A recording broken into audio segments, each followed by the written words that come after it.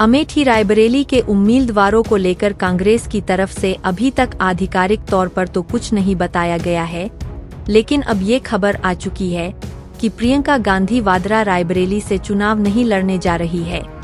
अगर बात इतनी ही होती तो ये भी कयास लगाए जा सकते थे कि कहीं अमेठी का प्लान तो नहीं है, लेकिन ऐसी बातें हो रही है कि वो खुद को सिर्फ चुनाव प्रचार तक ही सीमित रखना चाह रही है। प्रियंका गांधी के चुनाव लड़ने या न लड़ने का फैसला उनका निजी भी हो सकता है और गांधी परिवार की आम सहमति भी। कांग्रेस कार्यकारिणी का काम तो बस मुहर लगाना भर होता है। वैसे भी मल्लिकार्जुन खड़गे ने भी तो बातों बातों में मान ही लिया है कि उनके सामने जो भी कागज आएगा दस्तखत कर देंगे। किसी भी काम में देर होने पर दो ही कंडीशन होती है, देर हुई तो अंधेरा छा सकता है या फिर काम दुरुस्त हो सकता है। कांग्रेस के हिसाब से अमेठी और रायबरेली लोकसभा सीटों की बात करें तो दुरुस्त होने की गुंजाइश तो अब बिल्कुल भी बची नहीं लगती। गांधी परिवार की पारिवारिक सीट कही जाने वाली अमेठी और रायबरेली को लेकर जिस तरह का सस्पेंस कायम रहा है, उसे रणनीति तो किसी भी स्तर पर नहीं कहा जा सकता। पहले कहा गया था कि वायनाड में मतदान के बाद घोषणा होगी, लेकिन उस बात को 4 दिन बीत जाने पर भी चुप्पी ही है। अमेठी रायबरेली में नामांकन दाखिल करने की आखिरी तारीख 3 मई है। ऐसे में अपने उम्मीदवारों को लेकर कांग्रेस का ये रवैया लाभ नहीं पहुंचाने वाला। ये तो 2019 के आम चुनाव के नतीजे आने के बाद से ही लगने लगा था कि गांधी परिवार अमेठी और रायबरेली से दूरी बनाने लगा है। ऐसा पहली बार तब लगा जब चुनाव जीतने के बाद पहली बार राहुल गांधी वायनाड पहुंचे तो कहना शुरू किए कि ऐसा लगता है जैसे बचपन वही बीता हो। और आखिरी बार तब लगा जब सोनिया गांधी ने राजस्थान से राज्यसभा चुनाव के लिए नामांकन दाखिल कर दिया। वैसे सोनिया गांधी ने 2019 में ही संकेत दे दिया था कि वो उनका आखिरी लोकसभा चुनाव होगा, लेकिन थोड़ी सी संभावना सोनिया गांधी की उस चिट्ठी से लग रही थी जो रायबरेली के लोगों के साथ बरसों पुराने रिश्ते की दुहाई देते हुए लिखी गई थी। अपनी चिट्ठी में सोनिया गांधी ने रायबरेली के लोगों से आगे भी पारिवारिक रिश्ता बनाए रखने की अपील की थी।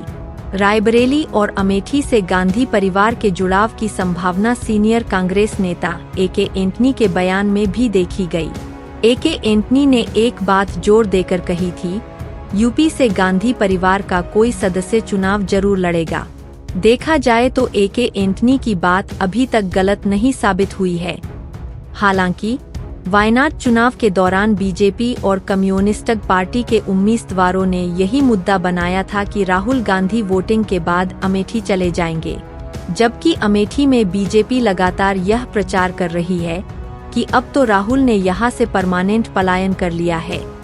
कांग्रेस की ओर से पहले खबर आई थी कि राहुल गांधी और प्रियंका गांधी दोनों उत्तर प्रदेश से चुनाव लड़ सकते हैं। दोनों के नामांकन की तारीख तक बता दी गई थी और ये भी कि दोनों नामांकन से पहले अयोध्या का दौरा कर रामलला का दर्शन भी कर सकते हैं। राहुल गांधी के 1 मई को नामांकन करने की बात थी और प्रियंका गांधी के आखिरी दिन यानी 3 मई को डोट। अब तो प्रियंका गांधी के चुनाव लड़ने की बात करीब करीब खत्म हो चुकी है और राहुल गांधी की अमेठी में दिलचस्पी तो यही बताती है कि उनके भी वहां से चुनाव लड़ने की कम ही संभावना है। 2022 के यूपी विधानसभा चुनाव में भी उनकी कम ही दिलचस्पी देखी गई और भारत जोड़ो यात्रा के तहत अमेठी पहुंचे थे तो यही मालूम हुआ कि स्वागत के लिए तो वो हर जगह रुके लेकिन गाड़ी से नहीं उतरे। अमेठी के कांग्रेस नेताओं और कार्यकर्ताओं ने भी इस चीज को नोटिस किया, लेकिन लगा नहीं कि राहुल गांधी को इस बात की जरा भी परवाह रही होगी। जब तक अमेठी और रायबरेली सीट पर कांग्रेस उम्मीदवारों के नाम की औपचारिक घोषणा नहीं हो जाती, दोनों जगहों के कांग्रेस कार्यकर्ता उम्मीदें कायम रख सकते हैं। खबर तो ये भी आ रही है कि राहुल गांधी और प्रियंका गांधी दोनों ही अमेठी रायबरेली से चुनाव लड़ने में दिलचस्पी नहीं ले रहे हैं, बल्कि दोनों ने एक तरीके से अमेठी और रायबरेली से चुनाव लड़ने से इनकार कर दिया है। बीते दिनों की चर्चाओं की माने तो प्रियंका गांधी की कहीं से भी चुनाव लड़ने की बिल्कुल भी इच्छा नहीं थी। फिर तो ये बात अमेठी और रायबरेली पर भी लागू होती है। जब प्रियंका गांधी की चुनावी मंशा को लेकर खबर आई थी तो और भी कई नेताओं के बारे में चर्चा रही कि वे लोकसभा चुनाव लड़ने से परहेज कर रहे हैं, और ऐसे नेताओं में सचिन पायलट ही नहीं, उनके जानी दुश्मन अशोक गहलोत का भी नाम शामिल किया जा रहा था।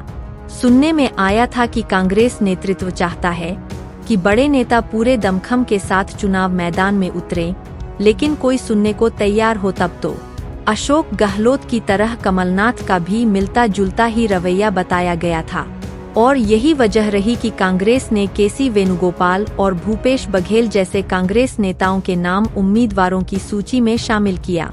ऐसा किए जाने का मकसद 2019 में राहुल गांधी के कांग्रेस कार्यकारिणी में इस्तीफे की पेशकश से मिलता जुलता ही था।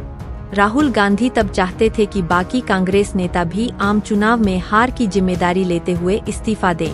2019 में तो प्रियंका गांधी ने वाराणसी से अपने चुनाव लड़ने की संभावना को भी खूब हवा दी थी। ऐसा भी नहीं था कि मीडिया की तरफ से ऐसा कोई सवाल उठाया गया था, वो तो कार्यकर्ताओं के साथ हंसी मजाक में ही कह डाला था। कार्यकर्ता प्रियंका गांधी से भी मैदान में उतरने को कह रहे थे, तो प्रियंका गांधी ने बोल दिया कि वाराणसी से ही चुनाव क्यों न लड़ लें। वाराणसी 2014 से प्रधानमंत्री नरेंद्र मोदी का चुनाव क्षेत्र है, और इस बार भी वो वहीं से बीजेपी के उम्मीदवार है। वैसे तो इंडिया गठबंधन की एक बैठक में टीएमसी नेता ममता बनर्जी ने भी प्रियंका गांधी को वाराणसी से मोदी के खिलाफ चुनाव लड़ने का सुझाव दे डाला था। कांग्रेस ने मोदी के खिलाफ वाराणसी से अजय राय को उम्मीदवार बनाया है, जबकि वो बलिया या गाजीपुर से चुनाव लड़ना चाहते थे, लेकिन अखिलेश यादव राजी ही नहीं हुए। सवाल ये है कि क्या प्रियंका गांधी वाड्रा वास्तव में लोकसभा का चुनाव नहीं लड़ना चाहती है, या फिर प्रियंका गांधी चुनाव जीत पाने का भरोसा नहीं है। यूपी विधानसभा चुनाव के दौरान प्रियंका गांधी और राहुल गांधी दोनों कांग्रेस का एक मैनिफेस्टो जारी कर रहे थे। यूपी का प्रभारी होने के कारण प्रियंका गांधी ही नेतृत्व कर रही थीं। तभी कांग्रेस के मुख्यमंत्री पद के चेहरे को लेकर सवाल उठा। चेहरे की बात आते ही तपाक से प्रियंका गांधी ने अपना चेहरा पेश कर दिया था। कोई और चेहरा दिखाई दे रहा है क्या? राहुल गांधी के चेहरे पर कोई भाव नहीं दिखा था, जैसे भावशून्य हो गए हों। वो वाकया तो यही इशारा करता है कि प्रियंका गांधी को चुनावी राजनीति से कोई परहेज नहीं है। हो सकता है अमेठी से कांग्रेस नेतृत्व को हार का डर हो, लेकिन रायबरेली पर तो अब भी कांग्रेस का ही कब्जा है, और अमेठी की तरह रायबरेली से स्मृति ईरानी जैसा कोई उम्मीदवार भी नहीं है जिससे कड़ा मुकाबला होने की कोई आशंका हो। अमेठी और रायबरेली के उम्मीदवारों के सवाल पर कांग्रेस अध्यक्ष मल्लिकार्जुन खड़गे का कहना है, मैं वहां से चुनाव नहीं लड़ने जा रहा हूं, जो होंगे वही से होंगे। ये सुनने के बाद तो राहुल गांधी या प्रियंका गांधी के चुनाव लड़ने की संभावना बिल्कुल भी नहीं लगती। मालूम हुआ है कि केंद्रीय चुनाव समिति की बैठक में अमेठी और रायबरेली से राहुल गांधी और प्रियंका गांधी को उम्मीदवार बनाने का अनुरोध किया गया था, और फिर आखिरी फैसला कांग्रेस अध्यक्ष मल्लिकार्जुन खड़गे पर छोड़ दिया गया था। लेकिन मल्लिकार्जुन खड़गे की बातों से तो उनके स्तर पर भी रस्मदायगी होनी ही लगती है। जब लोगों से मुझे उम्मीदवारों के नाम मिल जाएंगे और मैं अधिसूचना पर हस्ताक्षर कर दूंगा, फिर इसकी घोषणा की जाएगी। अब कोई कुछ भी कहे या सोचे समझे, मल्लिकार्जुन खड़गे ने बड़ी ही साफगोई से अपनी बात रखी। जैसे कह रहे हों, तेरा तुझको अर्पण क्या लागे मेरा।